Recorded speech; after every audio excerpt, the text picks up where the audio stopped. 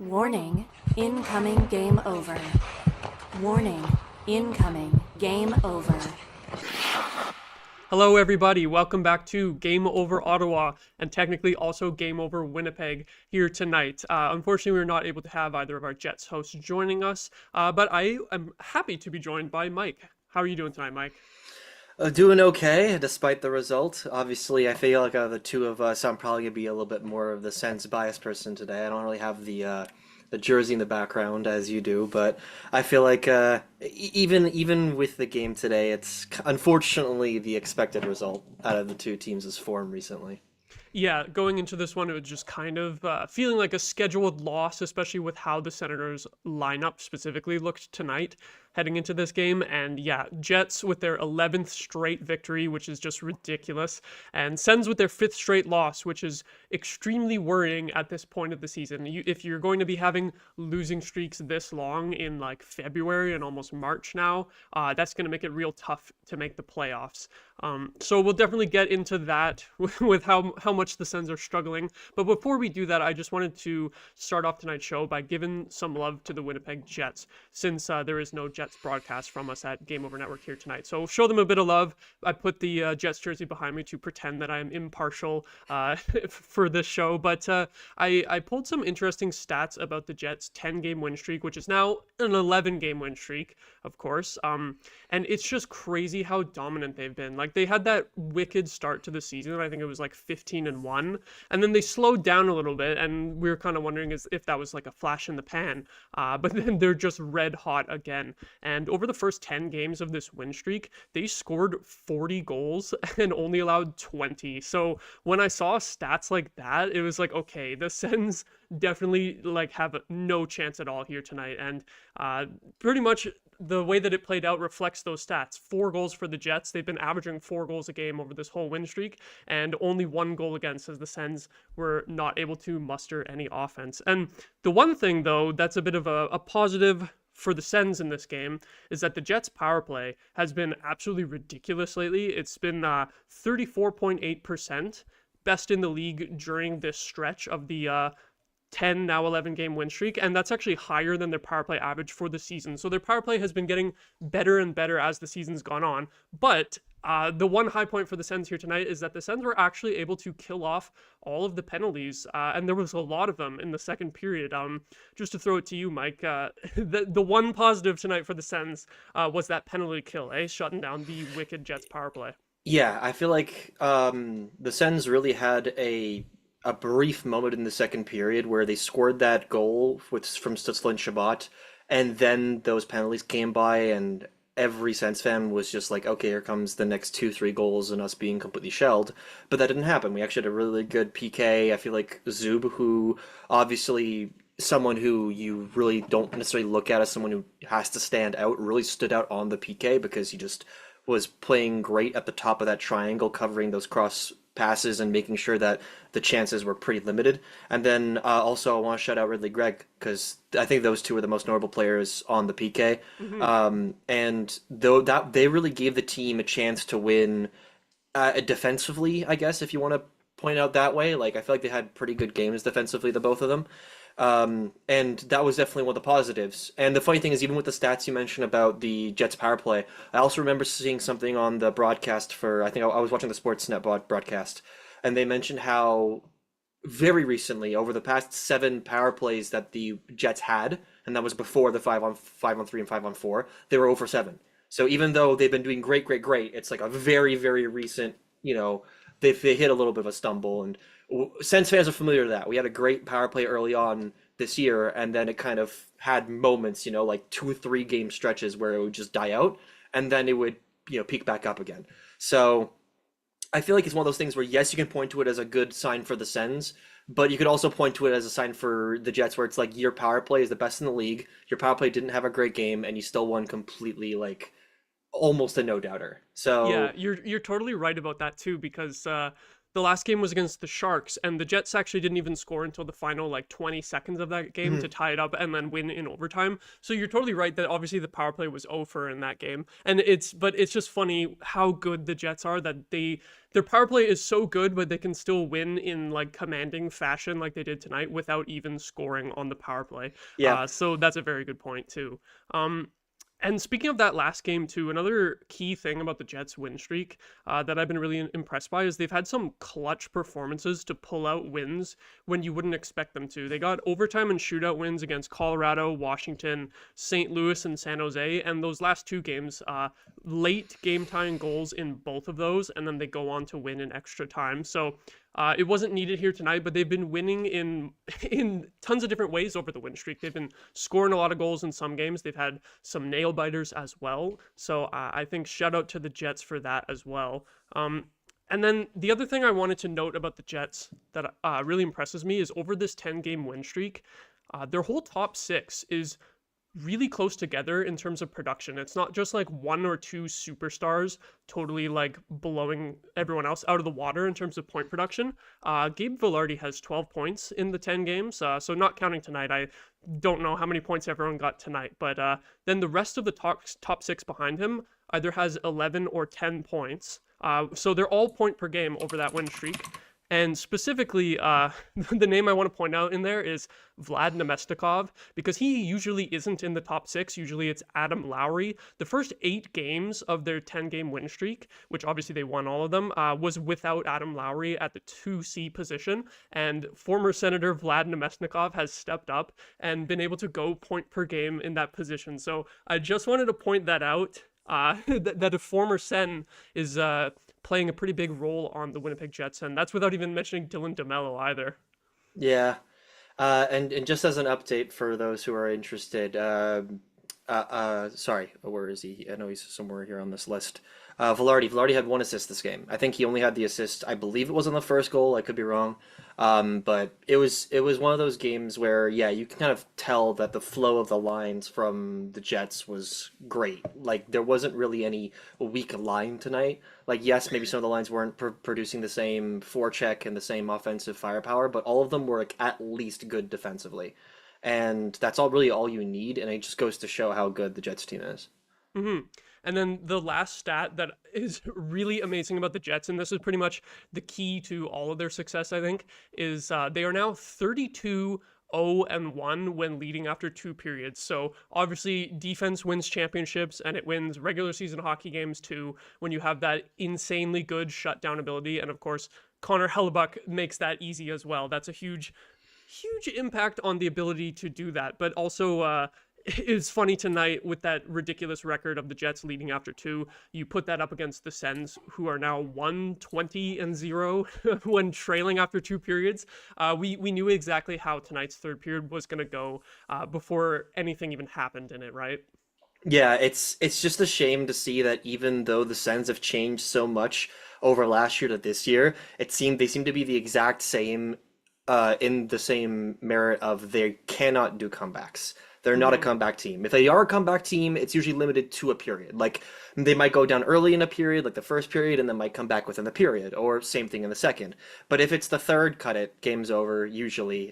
There's been, I think, maybe less than a handful of times over the past 5 years where I can remember the Sens made a big comeback in the third period of a game.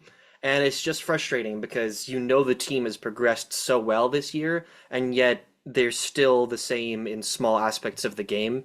And it's also frustrating too because we know that this isn't the Sens as they should be with the injuries that they're having.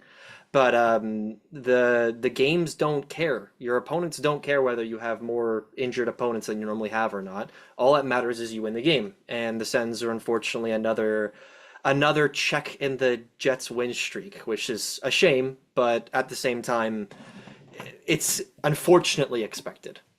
Mm-hmm. And last one on the Jets win streak, now that it's up to 11, I believe that's in the top like 20 for win streaks of all time. There's a bunch of teams that have gotten exactly 11 win streaks. I believe 11 games is also the Sens franchise record. I think that was in 2009-10 with Alexei Kovalev on the team, I think.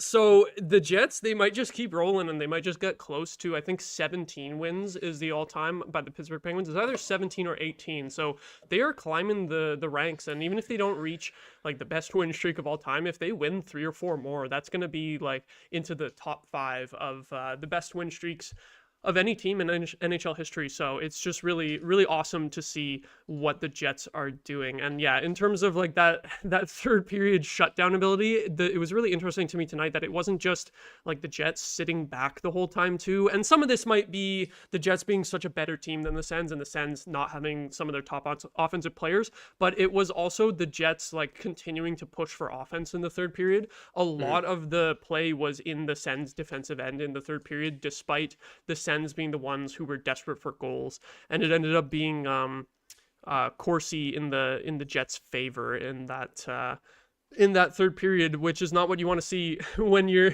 looking for goals when you're trailing in the third period. So yeah, from there I think we'll shift it more into the Sens perspective. But if we did have any Winnipeg viewers tuning in tonight, let us know in the chat if if our Winnipeg opinions are cool, or if you've got anything else to chime in on. Yeah, I do have actually one more thing to point out with Winnipeg, which I just feel this is an interesting question. I feel like for Winnipeg fans in particular to think about. Is your team the Boston Bruins of recent years or the Edmonton Oilers of last year? And what I mean by that is that you had the Boston Bruins who had that amazing regular season and then immediately got reverse swept in the playoffs by, well, not fully reverse swept, but there was that 3-1 comeback by the Panthers, and that basically like didn't change the whole momentum of the Bruins. Obviously, the Bruins are still in playoff picture last year and this year, but it kind of did hit them with like a sense of reality in the sense of, yes, they were a great team, but the playoffs were a whole different animal. And I feel like the Jets, especially in recent years, what was it, one playoff win since 2018, they know that as good as they can be in the regular season, they've also had their own playoff struggles in the playoffs. So, but then the other way around that you could look at it is that, like the Edmonton Oilers, who had that massive winning streak last year, they rode that momentum all the way to the Stanley Cup final and almost reverse swept the Panthers to win the cup. So, that's definitely the positive outlook. The Bruins part is the negative outlook. So I would just ask Jets fans, how confident are you that this team is more the Oilers and less the Bruins, or vice versa if you're a little bit pessimistic? But it's hard to see any pessimism when your team's 42-14-3.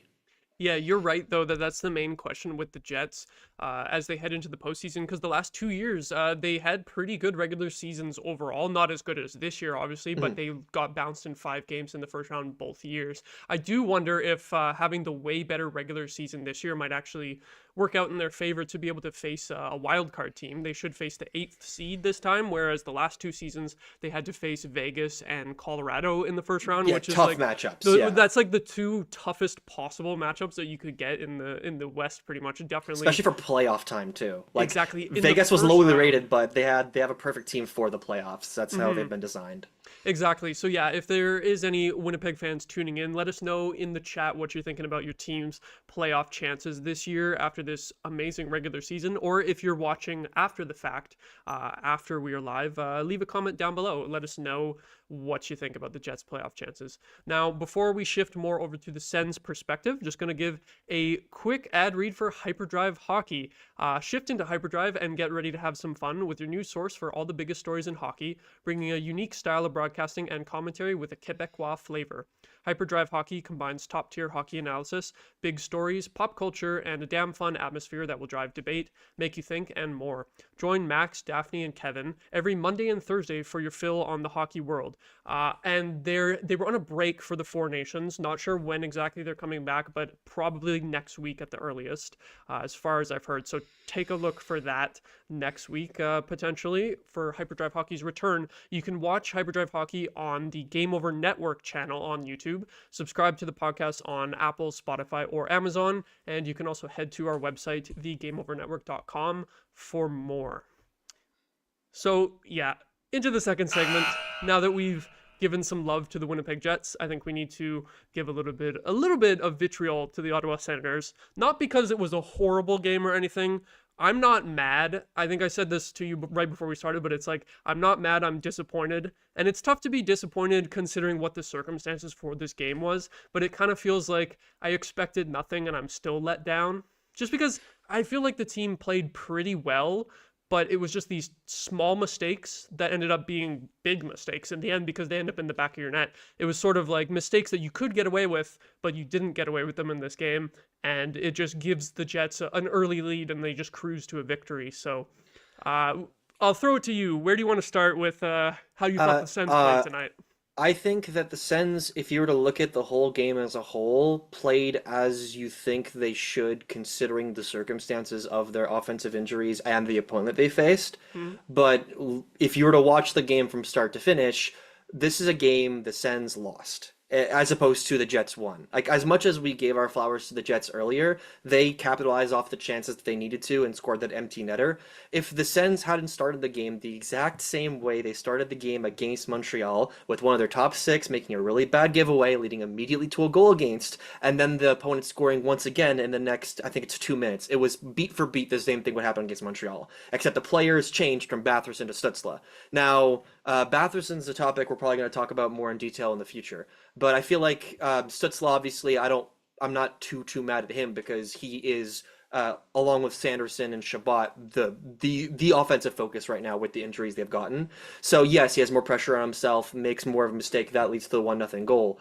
But the one thing that I feel like is quite literally the Sens shooting themselves in the foot while going on this losing streak is forcing 11-7 with Travis Hamonic in the lineup. Now, you can totally go back to all of our other Game Over Ottawa broadcasts where we've lost, and probably you'll hear us mention Travis Hamonic at least once. So I know this is a bit of a broken record, saying the same thing over and over again. But I'll go back to something I told myself before the season began, where it's, you can have as much hope for the season as you want. As long as Travis Hamonic is in the lineup, you should not expect playoffs. And that seems a bit harsh, but unfortunately, the more often that he's being thrown into the lineup in situations where he doesn't need to play, and he's leading to situations where either he's the cause of the issue or he's not helping the issue whatsoever, I just feel like the confidence I have in this team is so much lower. Just as going into a broadcast, I can look at the lineup and see, oh, this lineup, even though the heavy injuries, should not be running 11-7. We don't have the defensive depth to run 11-7. We don't have the offensive depth to run 11-7.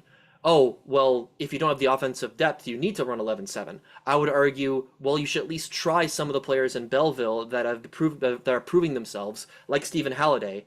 I would rather that over running Travis Hamonic in the top six, or in this case, the top seven. I feel like roster decision is, for some reason, the Achilles heel of the Sens this year, along with a couple of offseason pickups that aren't, performing up to scratch, offensively at least. And it's just killing the Sens right now. They're in a position where, even with the offensive injuries they're facing, they shouldn't be getting shut out like every other game and hardly scoring 2 goals a game against opposition that they should be at least making games close with.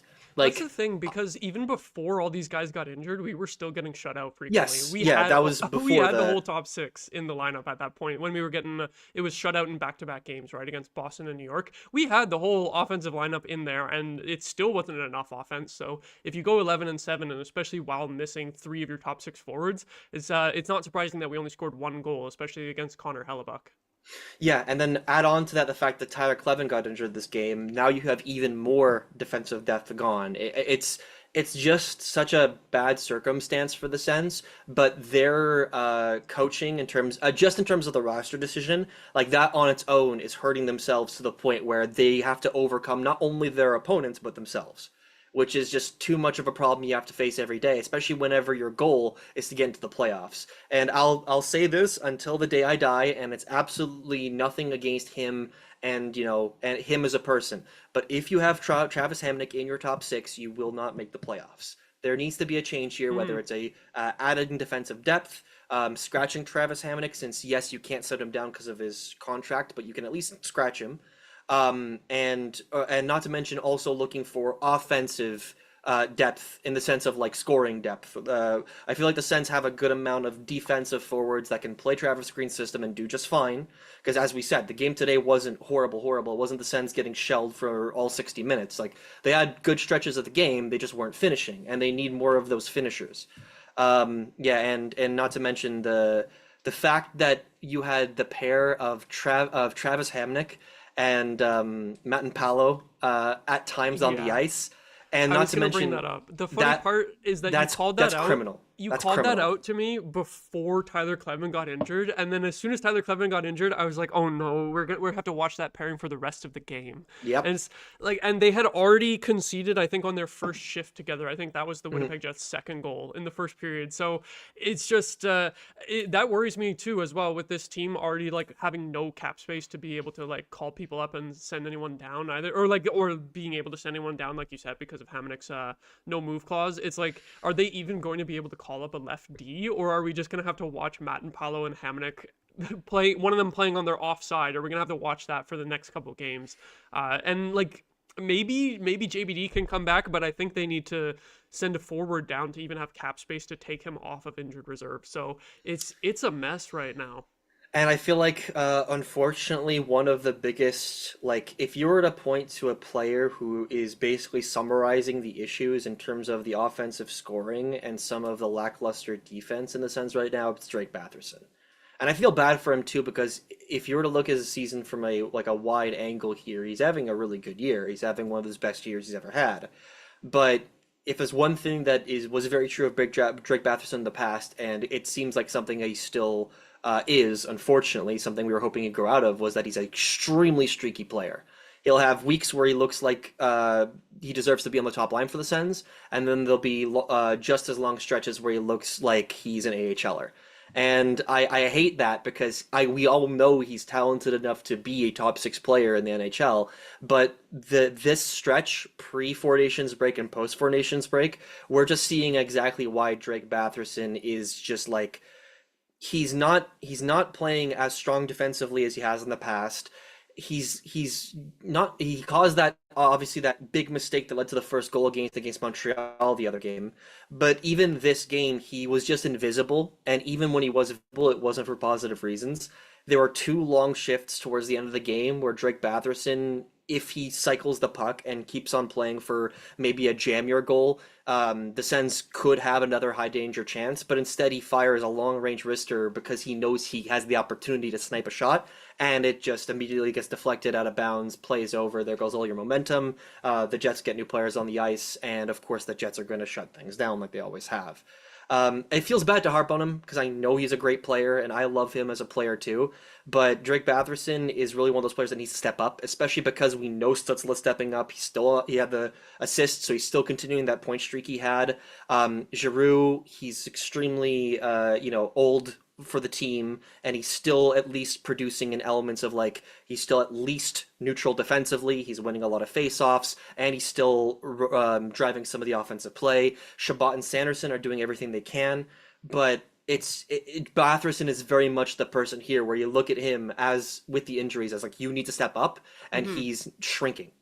Yeah, I totally agree, specifically because he was so putrid in that game against Montreal. I would say directly responsible for 2 goals against in that game, where he should have intercepted the pass and just goes through either way. I think it was like the same thing on both goals, right? Where he should have had the puck and it was just right through a him, slight bobble or a miss. Yeah, a slight bobble or a miss because he's too soft on his stick and not really putting in the effort on defense. So after a game like that, I really wanted to see him step up tonight, especially with all the offensive firepower that's missing from this team. Like you said, Tim Stützle has been trying to do it all himself, and he's actually looked great in these last couple of games while having to do it all himself. He shouldn't have to do it all himself, and often the criticism of Stützle is that he tries to do too much. We did see that tonight with the turnover on the first goal, where he was just overthinking it a little bit and made a play that his winger wasn't anticipating. That might have actually been Batherson. I can't remember. It was either Batherson or Giroux. But regardless, Stützle has actually been able to step up and create generate a little bit of offense. The small, tiny little bit of offense that we've had in these last 2 games has been pretty much entirely Tim Stützle. I think he has a point on all 3 of the goals that the Sens have scored in the last 2 games. But Drake Batherson not able to lift up his game after having one of the worst games of his career last game, which was really frustrating to me because the way they set up the lines was that he was with Ridley Gregg and David Perron, who are not bad players. They're solid third liners. But when you see a line like that, it's like, okay, Drake Batherson should be able to lead this line, and he should be able to be the catalyst and be able to set these guys up for scoring chances. But I don't think I saw Drake Batherson making one good setup pass to his wingers or to his line mates on 5-on-5 in the whole game. He had one good moment on the power play where Stützle passed it cross seam to him. Batherson rifled it directly to Ridley Gregg in front. Hellebuck made the save. But that was like the only good moment for Drake Batherson in the entire game, and it was on the power play in the first like 5 minutes of the game. So, and like you said, those shots that he took in the third period where he totally killed possession for the Sens, I think it was a shift where they had the Jets hemmed in for almost like 2 whole minutes. Yeah. And then he comes off the bench, gets the puck, and just tries to rifle it through like 4 bodies in front of the net. I think it deflected up and out of play. And then the next shift after the commercial break or after the face-off, he got the puck at the point and just put it right into the defenseman's shin pads. It's like we know this guy is super skilled with the puck, but sometimes he just doesn't make the right decisions. Sometimes it's all up here. Sometimes it's the mental game where I don't think shooting the puck was the right decision on either of those plays. And just disappointing from Drake Batherson all around tonight. I would personally think that while this might not necessarily be warranted in terms of like this might be a roster move that people might see as negative because Giroux's been playing better than Batherson as of recent games. I feel like you need to play. I mean, in the next game, I really hope that 2 at least of the 3 key top 6 players that were injured return.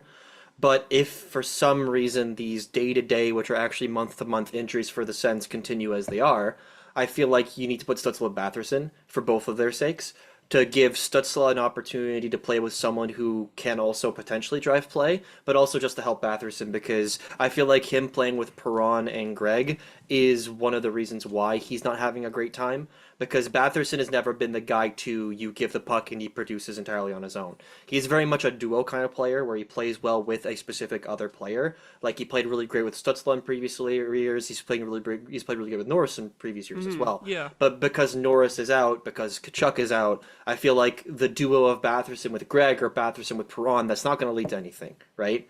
I feel like having Batherson with Stützle will probably help the offensive load a lot. Now, was that going to make that line worse defensively? Potentially. Probably. But at the same time, right now, the problem with the Sens isn't their defense. Like, they've had moments where their defense is their problem, but a lot of their recent games has not been, oh, their defense is so tragic, it leads them scoring goals. It's usually been like their forwards' defense has been bad enough. Like it's lapses of judgment in key moments. Mm-hmm. And that's something which we've even seen earlier this year that they can do. Like their forwards can play defense when structured correctly. So I just feel like it is a matter of, as I said earlier, roster construction. They just need to get the right people with the right players, and this team could have won this game against the Jets, or at least gotten a point. But I feel like they've made it so that their offense is spread pretty thin. It's usually one player having to do it all on each line. And even the defense is very much one person trying to do everything. And one more quick thing as well. Travis Hamonic had more shot attempts this game than I've ever seen a third pair right defenseman ever have. It was painful to watch. And it was one of those things where I was pointing it out to you. We were chatting as the game was going on. And I'm like, oh, this isn't like, oh, Hamonic's shooting it because he has the opportunity. No, this is a strategy. Mm-hmm. They're purposefully making it so, oh, Hamonic is open, we pass the puck to him, and he shoots the puck at the net, and we hope to God it goes in. And I'm just trying to think, you're a team fighting for a playoff spot in one of the closest divisions, and you're purposely choosing a 34-year-old Travis Hamonic as your key focal point in offense. I knew the game was effectively over from that point, even though I know it wasn't. The second period was a big improvement from the first, but watching that was torture. Yeah, the fact that like at least three of those shot attempts were like wide open looks too, like you said, felt like torture because you get excited when you see the scoring chance developing, and then you realize who is about to shoot the puck, and then your excitement is just dashed immediately. And you're right that it seemed like they were actually like trying to set him up for those chances too. After the first time, it's like they were thinking like, hey, it worked the first time. Let's keep running that play. And the stupidest part to me about that is not just because it ended up being Travis Hamonic being the defenseman on the ice to get those chances each time, is you just shouldn't be running any like offensive plays with this team where the right-handed defenseman is the one taking the final shot, because none of Nick Jensen, Artem Zub, or Travis Hamonic have particularly good shots. So even though it's really funny that it was Travis Hamonic getting all those scoring chances and really frustrating, I also think that if it was either of the other two right defensemen, like maybe they're able to put one of those shots in, but probably not against Connor Hellebuck. Though like none of those guys are particularly noted goal scorers or have very, very heavy shots. So the fact that the team kept going for that play, it was working to set up the chances, but you're not going to have much success when you have those guys shooting the puck. I feel like this team's offensive strategy should just never, ever be like planned out to have the right D taking the final shot. I feel like it was good coaching from the Jets side. I guarantee you they went with a plan of, we're going to make sure we pressure the left defenseman, whoever it is, the most out of everybody. So they have to force it towards their right Ds, and either the right D has to dump in, take a shot that's a low percentage, or pass it off to another player. And that was probably part of the reason why Hamnick was wide open in those plays. But I feel like if you're the Sens and you're realizing that, you have to take advantage of it, and you have to tell Travis Hamnick, for once in, at least in his last 2 years, don't shoot the puck on a wide open net. Which I know is a crazy thing to say, but there has to be better opportunities than your quite literal worst defenseman taking a shot. Totally agree. And I think before we move on to our next segment, just want to quickly mention the call-ups of Angus Crookshank and Jan Jenik. I feel like we probably won't have too much to say about Jan Jenik. He only played 7 minutes tonight. Wasn't super noticeable, I don't think. Crazy that it's 11-7. There's a player playing under 8 minutes. Yeah, it might That's as well be criminal. 10. It might as well have been 10-6 at that point, because Clevin only played 2.5 minutes with getting in a fight and then leaving injured. So that's a great point. Is 11-7, and the 11th guy only plays 7 minutes and 51 seconds. That's like, what on earth are we doing here with that? Jan Jenik, in the shifts that I saw him, he was forechecking. He was completely neutral to the play. I didn't see him make any big mistakes. I didn't see him doing anything great offensively. But what can you expect from that sort of role, especially since he played so little?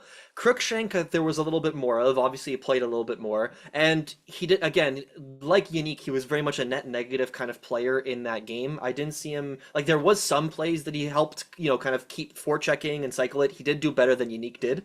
Hard not to when you play the game as little as Jenik did, and Crookshank did more. I feel like, depending on if all three players from injury come back or not, I feel like if you have to choose one of the two, it's probably going to be Crookshank staying in. Definitely. But as you mentioned, there's going to be a lot of cap shenanigans going on just to see who can fit in, especially now that Clevin's injured too. So for all we know, this might be a one and done for both players. I feel bad for them. Not only did the game was a horrible circumstance for you to be thrown into, but I feel like you also faced against such a good team where you couldn't even prove yourself in a great element. Like you weren't even put in a great position to succeed, let alone having the minutes. Yeah, that's a good point. And Crookshank ended up playing 14 minutes, got 3 shots on goal, 1 block, 1 hit. I liked him. I think that if the Sens don't get their top 6 guys back next game, I would keep him in the top 6. I think that he looked pretty good on the cycle with Stützle and Giroux in the offensive zone.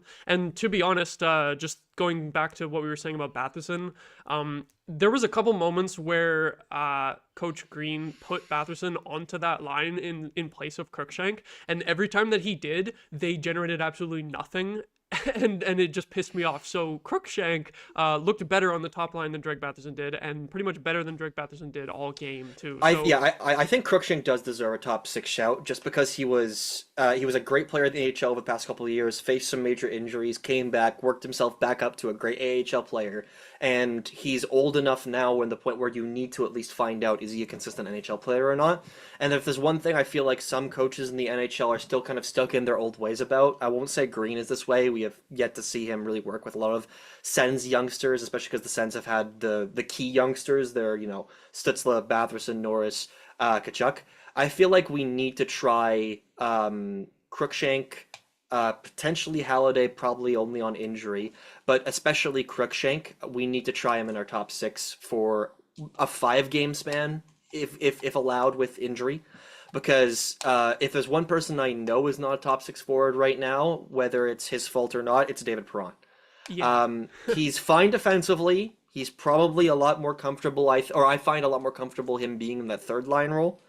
Like the ideal third line to me would be Greg, Perron, and Amadio, or Pinto, obviously, if he's healthy.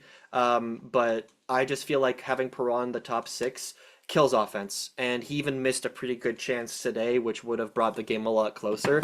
So, and that's no offense to him. I know he's getting up in age. I know he had that trouble off the ice and the injury on top of it. So this might not be the Perron that we would normally see without those circumstances, but we need, especially in this playoff run, to play the best players right now, and Perron isn't that. I feel like you should give Cruikshank that opportunity, and then if he can't follow up to it, then you can move Perron back in. Now, he's the veteran, Cruikshank's the rookie. I completely understand the coaching idea of you don't want to give the veteran that role, but I just feel like with some rookies, with the way they play, you have to give them top 6 minutes, because then you're stifling their growth. You're making it so that this player, who's always been a top 6 player, now has to shift their entire focus into playing into a bottom 6. Oh, but you need to play that way because you need to be a fully sound two-way player. A lot of the best players in the league aren't fully sound two-way players, and they're in the top 6. I feel like that's a little bit of flawed thinking. And even if Cruikshank is a worse defensive player than Perron, we need goals. You're totally right. Cruikshank has been nothing but a scorer in Belleville, and I don't mean that to say that he doesn't have a two-way game or anything like that, but I just mean specifically that is his role in Belleville. Is he's been the top scorer on that team for the last 2 seasons. If you're going to be calling him up, you need to be putting him in offensive situations, and they did tonight.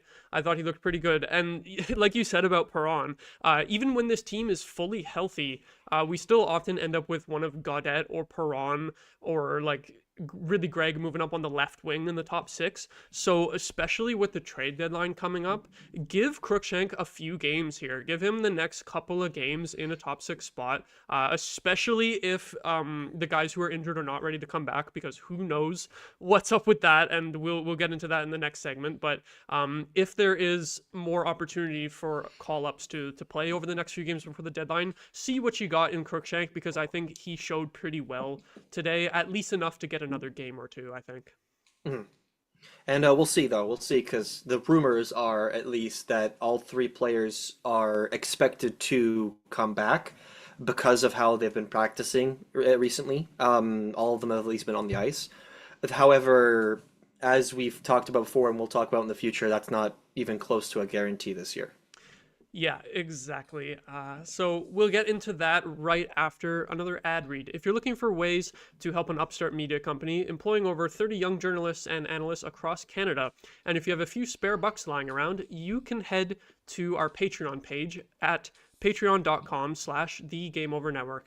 There you'll find multiple tiers featuring different rewards and goodies for helping us grow. There's extra access, exclusive looks behind the scenes, Discord benefits, merch discounts, and opportunities to give us feedback. You can also join us for special shows live, where you can interact with hosts as we launch more ways to improve your experience. We actually did one of those for the Four Nations final, and maybe we'll do more of those coming up if there's any big games, maybe during the playoffs or something like that. Maybe we will have more Discord watch parties. So if that sounds like something you'd enjoy, head over to our Patreon. And if you're not able to spare a few dollars, we do have a free tier available as well that still gets you access. If you really want to help us, make sure to click like and subscribe on YouTube, rate us 5 stars on your favorite podcast app, share our work on your social media of choice. That's patreon.com/The Game Over Network. Now, on to our third segment of the day. I wanted to specifically talk about the injury situation for the Sens, and sort of the way I want to frame this is sort of about the narrative surrounding the current injuries, because I feel like the narrative has been, oh, well, everyone's injured, what do you expect from them? But I feel like even though we do have some really bad injuries, and today specifically was pretty much a write-off against the best team in the league, I feel like it's not a good enough excuse to have the team losing 5 straight and potentially more. Who knows what happens on Saturday against the Sharks? Especially because at the beginning of the losing streak, they weren't all injured. Pinto got injured in the first game of the losing streak, I think, and Norris was out at that point too, but we did have Brady Tkachuk for those 3 games at the beginning of the losing streak, the first 3 losses there. Yeah. So the injuries have gotten worse as we've gone on, but there has also been, I think, some games that were still winnable despite the circumstances. And I mean, you mentioned your qualms with the 11-7 earlier. That definitely applies to this conversation too, because they've been doing 11-7 since before the All-Star break or the Four Nations break. I think it's 4 games straight of that now. I'm so that pretty certainly sure doesn't help. Yeah, I'm pretty sure every 11-7 game they've played, they've lost. Yeah, so don't think that's a winning strategy personally. And just in terms of the injuries here, I just feel like with the parity in the NHL, you need to be able to still at least win a couple of games when you have a lot of injuries. Yeah, we're not telling them to win all 5 of the games they lost. We're just hoping for them to win 1 or 2. And it just so happens that even against lesser opponents, teams that they should be beating, these injuries are so significant to the roster that they're getting blown out by teams like Montreal. Even though Montreal is not the same as the Montreal from last year, for example, it's still a team that they should be winning more times than losing, and yet they've lost both their matchups against Montreal this year. So it's just extremely frustrating to see. Now, obviously, everyone has their gripes out of all the injuries on Tkachuk because he got injured from playing in the Four Nations tournament, and then he's had to sit out these games where his position on the team would have been very crucial.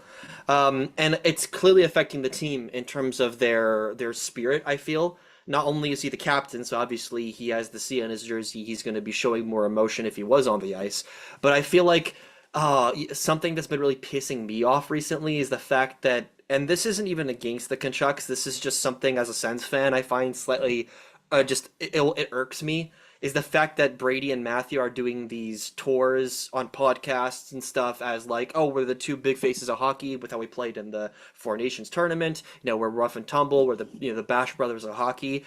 And I'm just watching them. I'm just being like, both of you got hurt in the tournament. Both of you lost. And you're lucky, Matthew, that your team is great enough where they can lose you and you're fine. And the Sens are not in that predicament at all, and it's costing them. Everyone's saying that you can point to games they've lost earlier this year against lesser oppositions. It's like, oh, you can point to these games as if you don't make the playoffs. This is why. You lost against Montreal twice. You blew this league to Vegas early on in the year. So on and so on. I think, unfortunately, and something I wouldn't probably prevent myself from doing, is pointing to this losing streak. Because of the timing of it, the fact that we were in a playoff spot, we've lost it, and we're still on the losing streak as of obviously filming this, and the fact that Brady Tkachuk didn't play. And not because he got injured in the regular season game, because he got injured in a game of which he made no money. Other than advertisements, I imagine. Because they lost. I'm pretty sure the winners won money in Canada, but they lost in the final, so I'm pretty sure they got nothing. It is very funny to see them going on this media tour of like, oh, look how great we are. When they lost, they took a big fat L against Canada, and they both injured themselves. I guess that's why they have so much time to be going on such a media tour, because they're not playing any hockey games. And it, like you said, Florida can just stick Matthew Tkachuk on LTIR and then pull a Vegas and trade for Brock Besser or something at the deadline, and then bring Matthew Tkachuk back for the first game of the playoffs. The Sens don't have the luxury of being able to do anything like that, especially since for Brady, it seems more like a nagging day-to-day sort of injury. He's hopefully not going to go on LTIR because this team seems to, whenever one of their top players gets a day-to-day injury, they don't put them on LTIR, even though they end up missing 3 or 4 weeks because of it. That's another thing entirely of how this team has been communicating the injuries this year. It is very strange. I remember Travis Green saying that Pinto was a possibility to play in the last game before the break against Florida, and now he's missed the first 2 games back after the break. So how the hell was he a possibility to play in that game against Florida if it's been 3 weeks and then he still can't play now? That's a whole nother basket of eggs there that I don't know how much I even want to go into. But sorry, go ahead. I was just going to say, I don't want to say that the coach should be telling us exactly what the injuries are or anything like that, but it's a weird pattern And it happened with Ullmark too, when Ullmark got injured right before Christmas. Yeah. Where they said, "Oh, he just tweaked his back, he'll be fine," and then it was like we only had 2 games or something in the next like 10 days after Christmas, and he was out for like way longer than that. So it's a weird pattern that's happening with this team with the injuries. Yeah, and I feel like Ullmark as well. He's been weird these past couple games, and by weird I mean not good nor bad. He's Yeah. been statistically good. Like he had a 920 save percentage this game, which is crazy considering how bad of a start he had. But really, if you look back at the goals he conceded, I would argue that really only one of them was on him, and that was the second goal, the one where it went into him, it fell beside him, and he didn't notice it. The Yeah, Jets agreed. swarm in and score. I feel like the first goal in this game was on Stutzla, and he wore it, and obviously he scored to help bring the game back. Um, and just like how in the previous game it was on Batherson where he made that really big giveaway that led to their first goal against and another goal later on in that game. But there is this nagging thought in the back of my mind that everyone who is saying to keep Meriläinen is being proven right, but not for the reason they thought.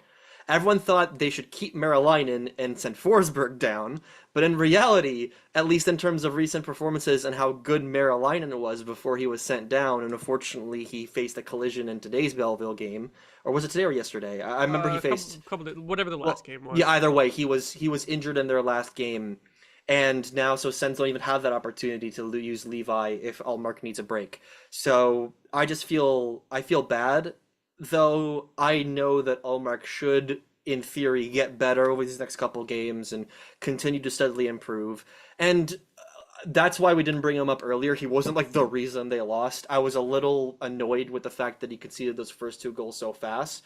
But looking back on it, it wasn't his fault. It was one goal was his fault, and even then, one goal against being your fault against the best team in the league, I think is fine, especially because he was really key on the power play on the penalty kill as well. Against the he obviously your goalie can be one of your best penalty killers, and Ullmark was good during those penalty kills, especially 5-on-3. So It feels like a bit of a pattern with Ullmark when he's been returning from injury that it seems like it takes him a while to really get on a roll. He'll have like a few average games, these ones where it's like 30 plus shots, he allows 3 goals, gets a decent save percentage, but it's not like he wowed you. And then he'll have a couple stinkers mixed in, like the Montreal game. And earlier in the season, there was that Philly game where it was like yes, 5 goals on like 16 shots or something like that. yeah. So it seems like it takes him a while to get on a run because obviously he had that injury at the beginning of the season and came back and was a little shaky, a little on and off, but then he got on an absolute heater. And it's definitely seeming like we're going to need that from him for the Sens to have a playoff chance. And if we don't get that from him, you are right that we probably should see Levi Meriläinen playing games again this season, just because he was so good that if Ullmark isn't going to be able to play up to that level, you need to go back to what was working while Ullmark was out. Mhm. And I feel bad for Forsberg too because he's also been great. I feel like giving him the next game I would be down for, which I feel might be a little bit. It might send a not necessarily the best message to Ullmark considering he did play all right in this game with a 920. I feel like swapping things up and putting Forsberg in it might just be the call. Just give Ullmark maybe another day off. But I can also totally see the argument for playing Ullmark again just to keep him on that role and trying to not force that form out of him, but you get what I mean, like to try and see as best as you can to shake the to sift through and get the gold that we know Linus can provide. I think I would go with Ullmark against San Jose just because we were desperate for a win. I don't want to switch to the backup when we're on a 5-game losing streak. And then the next game after that, I think, is Washington, which again, got to put Ullmark just because it's the best team in the East. We just played the best team in the West. We have to play the best team in the East next week. So that's a little bit of a tough current schedule. But then after that, I think is a game against the Blackhawks, and I think that's when I would go to Forsberg because then at that point, Ullmark has played 4 in a row. So I think that's personally how I would do it. But yeah, hopefully he can get back onto a roll like we've seen him do before, but it seems like it takes him a little while after an injury to really get going again. And just kind of back to the topic of whether or not the injuries are a valid excuse for this losing streak, I do want to... this might be a little bit unfair to the Sens, but I want to point out a couple of other teams in the NHL this year who have done pretty well despite having some major injuries, because I feel like we just assume that it's not possible. I feel like we just we lose a couple of our best players and then we're like, well, of course we're losing games is because we don't have that guy, we don't have our captain, you know. But I do want to point out a couple of things, and this is not, of course, to be expected of every team that has injuries. This can't happen all the time. But I do want to point out Columbus. They are an outlier this season and doing better than everyone expected, but they went the first 55 games without Boone Jenner, who would have slotted as their 2C at the beginning of the season. He only came back 2 games ago. And also, they were without Sean Monahan before Boone Jenner came back too. So over, I think it's a 13-game stretch? My math is bad. 15-game stretch here with no Jenner and no Monahan, which should be their top 2 centers. The Blue Jackets still went 8-5-2. And I don't expect that out of the Sens. I don't expect that out of the Sens with the current injuries, but at least 1 or 2 wins, you know, every 5 games. Like, you should be able to grind out. This is supposed to be a team that's good defensively, right? And you go 11-7, that's all your defensive power in the lineup, right? And you can't grind out 1 low-scoring win in here. Like, I feel like looking back at the 5-game losing streak as well, I just feel like the positive way to look at it is that 4 out of these 5 games you've lost have been to extremely good teams. Yeah, really. You good lost to teams. Lightning twice, because the Lightning were a team that were technically below us in the standings, but everyone knew by their points that they're probably going to pass us, and they did. They won both of the games of the back-to-back against the Sens. Then they faced the Panthers, who obviously we know are a cup contender once again this year, and then we lost to the Jets today. The Canadiens game had to have been a win. The Habs game needed to be a win. I would go as far to say that I think they should have won one of the Tampa games. The first one, yeah. The specifically, the first one was close. The second game was a bad performance overall, but the first game, it was like, okay, they were in there at least. I think you needed to win one of those 2 games, and you needed to win the Montreal game. The other games, yeah, obviously Tampa's going to get at least 1 against you. Florida, the Stanley Cup champions, and Jets, the current number 1 team, those are easy scheduled losses, but the fact that they didn't even get 1 or 2 wins in these games, even just one, even a point, you know? like just take one of the games to OT. Not even an overtime loss, which really frustrates me as well. And I had another example as well, as Minnesota from January 1st to January 20th. No Kaprizov. Yeah, so no Kaprizov, but guess what? It gets worse actually, because Kaprizov was out for all of that time and more. He was out before this range and after it. But in this 9-game stretch, they were also missing Jared Spurgeon for all 9 games. That's their captain. They were missing Jonas Brodin for 6 of these 9 games, and missing Brock Faber for 4 of these games. All of these overlapped at some point, so there was some games where they had all 4 of those out of the lineup, and they still had a 5-4-0 record in those 9 games. Yeah, they were average, which is okay. Yeah. You should be able to, even when you're missing your top players, you should be able to get a few points in the standings, right? I don't expect the Sens to have that good of a record as Columbus and Minnesota did while their top players were out.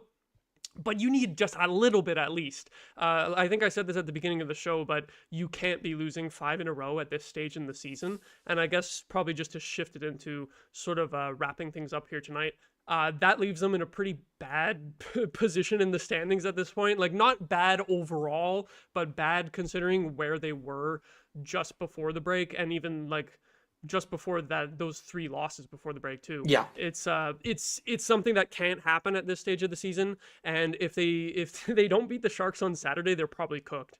Like, they're probably screwed at that point. I feel like this Sharks game is very much like a must-win.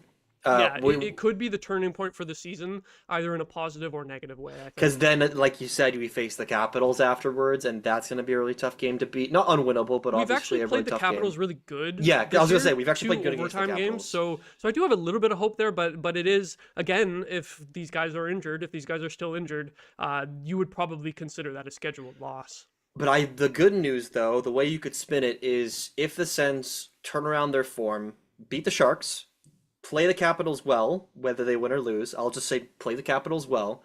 They have the Blackhawks after that, which is another game they should be winning if their injured players are back. And then you have three, I would argue, but two really big divisional matchups against the Rangers and the Red Wings. Yes. Now, the Red Wings, I feel like, is definitely the bigger of those two with how good the Red Wings have been recently. The Rangers obviously matter as well, like they're also divisional rivals. But I feel like if the Sens can beat the Sharks and beat the Blackhawks, they have the best possible chances at that point with their form to beat the Rangers and the Red Wings. And that on its own would be a big swing. Because I feel like the biggest competitor right now, ever since the Four Nations Frenzy, are the Red Wings, like divisionally, right? The Lightning already passed us basically just around the same time as Four Nations began. But I feel like the Red Wings game is definitely another potential like big game to focus on for the Sens. And how they play against the Sharks and Blackhawks, I think will really dictate how that match goes. And then after that, you have a lot of divisional matchups. You have the Flyers, the Bruins, the Leafs, the Canadiens again. So it's a lot of games against the teams that are right there with us. It's going to be crazy. Yeah. I think you're totally right that as long as they beat the Sharks, beat the Blackhawks, then they'll still be in it. I think that Rangers game is actually like might even be bigger than the Red Wings matchup at this point because we're tied with the Rangers, whereas Detroit is 4 points ahead and their next two games are both against Columbus, who is also ahead of us. So, like, nightmare scenario, if both of those go to overtime, then both teams pick up, like, 3 points, or potentially 4 points for one team as well. If Detroit wins both of those games, they could be, like, 6 or 8 points up on us, like, by the time we match up against them, whereas the Rangers are tied with us right now, and we face them sooner. So, to be honest, the Red Wings being like, such a hot team right now, I think they kind of might just pull away for the first wild card, and I think it's going to be an absolute dogfight for that second wild card with these Metro teams. And, after the Rangers and the Red Wings as well, it's against the Flyers, like you mentioned, who are creeping up, still in the race too, just 3 points behind us. So it's like just until you get to those divisional matchups, you just need to tread water, like just beat the Sharks and the Blackhawks, maybe steal a win against Washington, or maybe an overtime loss, and then you've given yourself a chance despite the losing streak. But then they're not out of it. We don't want to make it seem like anyone who's listening here who's a Sens fan that the Sens are completely crashing and burning. This is still the best season the Sens have had since their playoff run that almost got to the Stanley Cup final, which is a bit sad to say, but it's also true. And the Sens do have the players on this roster to go far. Now, they do have to make some good roster decisions or some key roster decisions. They might have to make a trade or two, and they probably need to rely on some goaltending coming back to kind of the form that we've seen previously this year. But it's not over. But the problem is that it is on a downward trend right now, and the Sens need to do everything in their power to fix it. 100%. And I think that's where we're going to leave it for tonight. Almost coming up on an hour here, and it's been a quiet night in chat. I don't think anyone's too enthused to talk about the Sens after I don't blame them. Just got absolutely sunned by the Winnipeg Jets. So then I will have one question then as a stand-in fan, I think, that we can both answer. Sure, go for it. Which player out of the not including Cleven since he got injured in the game, out of the three Sens players, which one do you think will make the most impact upon return? It has to be Brady, doesn't it? Like, I would say so too, but I also feel like as I've mentioned at the very, very start of the year, a healthy Norris makes this team so much better. Mm-hmm. Like with the struggle to score goals lately, you need a finisher like that in your lineup. Yeah. But then I would also probably lean to Brady just because Brady plays so well in the Four Nations that even with this day-to-day, he could be on fire as soon as he comes back. So I would probably agree that Brady will probably be the one that I'd want the most back for from the three. But obviously, Norris and Pinto are so crucial to this roster because they're such needed center depth behind Stützle. It's actually a really tough question because even though Brady seems like the obvious answer with having the most points on the team, and even when he's not producing points, he still has the physical element.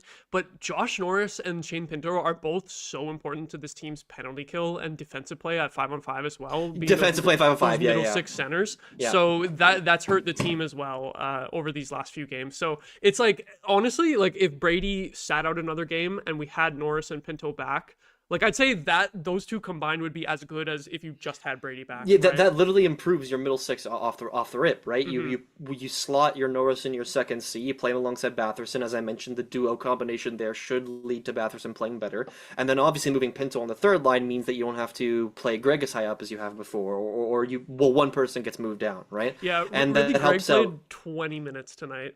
Like, And that's the thing. I don't even feel like he played poorly, but Greg is just not the guy as of right now you go to for offensive production. He's the guy you go to for a good forecheck and at least a good defensive play. He's a bit of a rat, and he definitely stirs stuff up. But I feel like having Norris and Pinto not only makes your defense better in the center position, but as we both know, Pinto and Norris both have tendencies to score. So that's what we're waiting for, and I would definitely rather getting both Norris and Pinto back over just Brady.